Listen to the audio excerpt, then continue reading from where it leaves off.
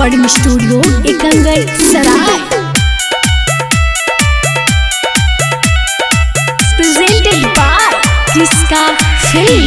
आगे कोई नहीं टिकता हमारे आगा बागे, कोई नहीं टिकता हमारे आगा बागे। आगे हियो जहानाबाद के बाघा बागे, हियो जहानाबाद के बाघा बागे। केतना के खूना पीलू भर के जागा बागे, केतना के खूना पीलू भर के जागा बागे।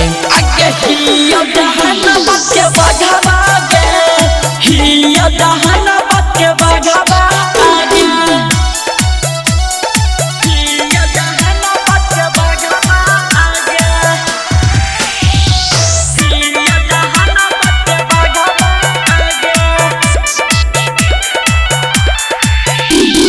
केतना के मार दिलियो सिनेमा में गोली, हम दिन दहारे गे।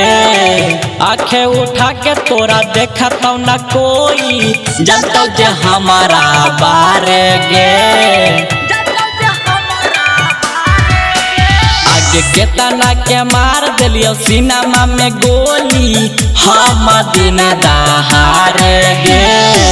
आँखें उठा के तोरा देखत न कोई, जनतो जे हमारा बारे गे।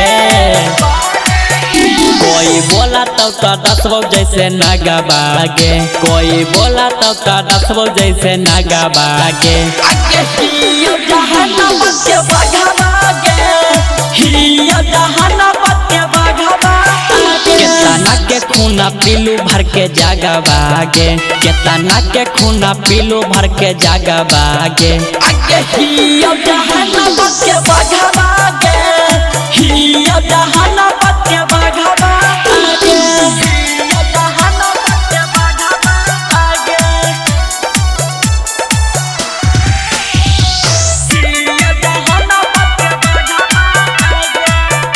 रिकॉर्डिंग स्टूडियो एकंगर सराय। आगे लगा हो खेलब ना हमरा चाकुआ छुरी, कितना के काट देलो मोरी गे।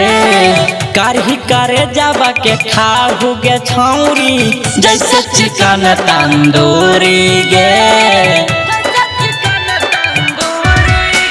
आगे लगा हो खेलब ना हमरा चाकुआ छुरी, कितना के काट देलो मोरी गे। कारही करे जाबा के खाहु गे छौरी, जैसे चिकन तंदूरी गे। आगे सिक्का सारा रखा हियो लगा बागे, आगे हरा दम रखा हियो लगा बागे। राहुल में हम चीरी के बाघा बागे, हियो जहानाबाद के बाघा बागे।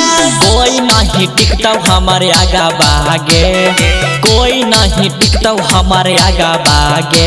आगे हियो जहानाबाद के बाघा बागे, हियो जहानाबाद के बाघा बागे। इसका रिकॉर्डिंग स्टूडियो एकंगर सराय।